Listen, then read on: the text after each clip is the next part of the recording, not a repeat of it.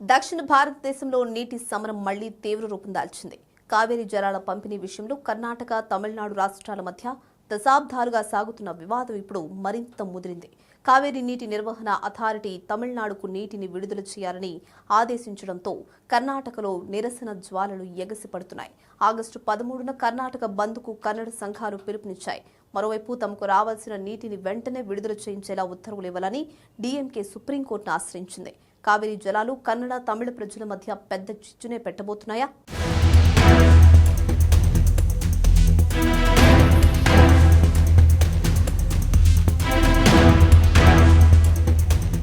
కావేరీ నదీ జలాలు మరోసారి కర్ణాటక, తమిళనాడు మధ్య విభజన రేఖను గీశాయి. తమిళనాడుకు రోజుకు 3,500 క్యూసెక్కుల నీటిని 15 రోజుల పాటు విడుదల చేయాలని కావేరీ నీటి క్రమబద్దీకరణ కమిటీ ఇచ్చిన సిఫార్సును కావేరీ నీటి నిర్వహణ అథారిటీ సమర్థించింది.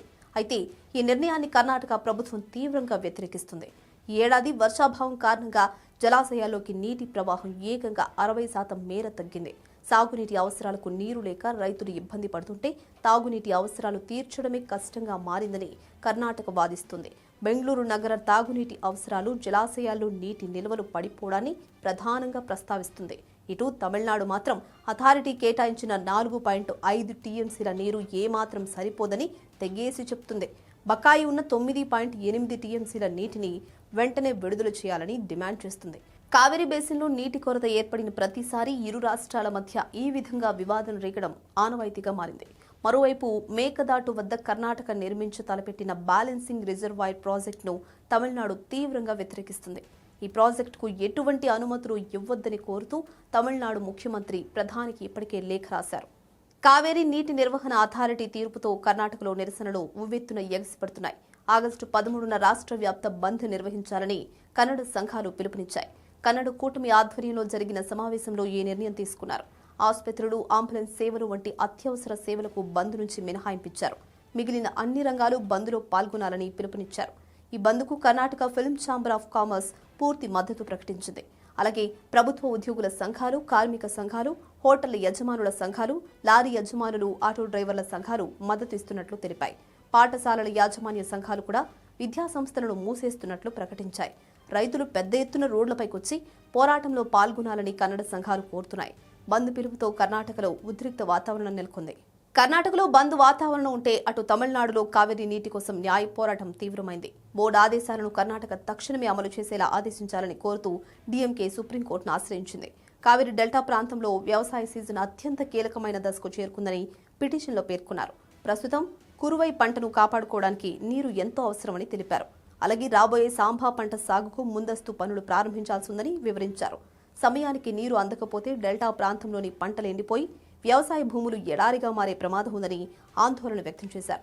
మెట్టూరు జలాశయం కింద దాదాపు 14.91 లక్షల ఎకరాల ఆయకట్టు సాగునీటి కోసం కావేరీ ప్రవాహంపైనే ఆధారపడి ఉందని అన్నారు. బిలిగుంట్లు వద్ద నుంచి నీటి ప్రవాహం రాకపోతే తమిళనాడు అన్నదాత తీవ్రంగా నష్టపోతారని సుప్రీంకోర్టు దృష్టికి తీసుకెళ్లారు. దక్షిణ భారత గంగగా పిలుచుకునే కావేరీ నదికి ఎంతో చారిత్రాత్మక, భౌగోళిక ప్రాధాన్యం ఉంది. కర్ణాటకలోని కొడుగు జిల్లా బ్రహ్మగిరి కొండల్లో తలకావేరి వద్ద ఈ నది జన్మించి తమిళనాడు గుండా ప్రవహించి పూంపూహార్ వద్ద బంగాళాఖాతంలో కలుస్తుంది. మొత్తం 81,155 చదరపు కిలోమీటర్ల పరివాహక ప్రాంతాన్ని కలిగి ఉన్న కావేరీ కర్ణాటక, తమిళనాడు, కేరళ, పుదుచ్చేరిలో విస్తరించింది. ఈ నదికి ఉన్న ప్రత్యేకత ఏంటంటే ఎగువ పరివాహక ప్రాంతం నుంచి నైరుతి రుతుపవనాల వల్ల, దిగువ పరివాహక ప్రాంతం ఈశాన్య రుతుపవనాల వల్ల వర్షపాతం పొందుతుంది. అందుకే కావేరీ జీవనదిగా విరాజిల్లుతోంది. కర్ణాటకలోని కృష్ణరాజ సాగర్, తమిళనాడులోని మెట్టూరు జలాశయాలు ఈ నదిపై ఉన్న ప్రధాన ఆనకట్టలు. ఈ వివాదానికి మూలాలు 1892, 1924 నాటి మైసూరు సంస్థానం, మద్రాస్ ప్రెసిడెన్సీల ఒప్పందాల్లో ఉన్నాయి. స్వాతంత్ర్య అనంతరం ఈ వివాదం పరిష్కారం కోసం రాజ్యాంగంలోని ఆర్టికల్ 262 కింద 1990లో కావేరీ జలాల వివాదాలు ట్రిబ్యునల్ను ఏర్పాటు చేశారు. సుదీర్ఘ విచారణ తర్వాత 2007లో ట్రిబ్యునల్ తన తుది తీర్పును వెలువరించింది.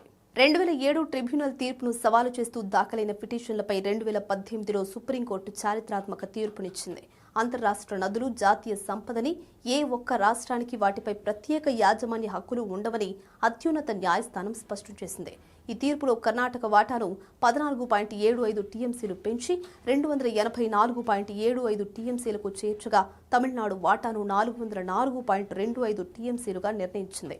సుప్రీంకోర్టు ఆదేశాల మేరకు కేంద్ర ప్రభుత్వం 2018లో కావేరీ నీటి నిర్వహణ అథారిటీ, కావేరీ నీటి క్రమబద్ధీకరణ కమిటీలను ఏర్పాటు చేసింది. వర్షాభావ పరిస్థితుల్లో నీటి నిల్వలను సమర్థంగా నిర్వహించడం, కరువు కాలంలో నీటి పంపిణీ నిష్పత్తిని నిర్ణయించడం ఈ వ్యవస్థ బాధ్యత. సాంకేతిక, చట్టబద్ధమైన నియమాల ద్వారా రాష్ట్రాల మధ్య నిరంతరం వచ్చే వివాదాలను తగ్గించడంలో అథారిటీ కీలక పాత్ర పోషిస్తుంది. వర్షాలు తగ్గినప్పుడు 2 రాష్ట్రాలు సమన్వయం పాటించి అథారిటీ ఆదేశాలను గౌరవించడమే కావేరీ వివాదానికి శాశ్వత పరిష్కార మార్గం.